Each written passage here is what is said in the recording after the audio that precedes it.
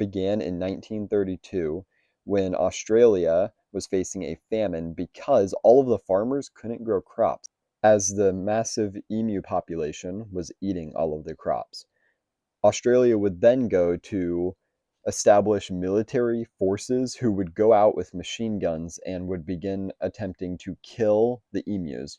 Mind you, the emu is the national bird of Australia. Many of the politicians felt this was silly and pointless because it was a waste of ammunition and they were killing their own national bird, which wasn't really a good look for them. Some context for this with the farmers' crops is the farmers went to the Secretary of Defense and asked him to help them save their crops from the emus. So the Secretary of Defense, George Pierce, authorized this action and sent military forces into Western Australia.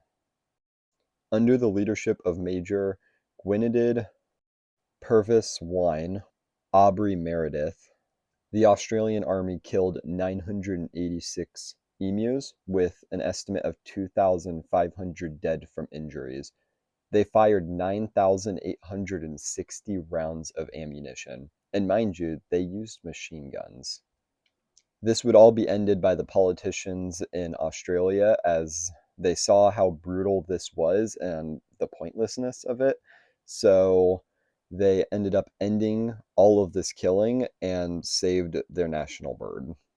Overall, this whole thing was very humiliating to Australia because, from a world view, it looked very horrific with Australia killing their national bird. And from their own view, it looked very idiotic as they were killing their own bird for no reason. I hope you enjoyed this episode of Aiden's History over the Great Emu War, and I'll see you guys next time.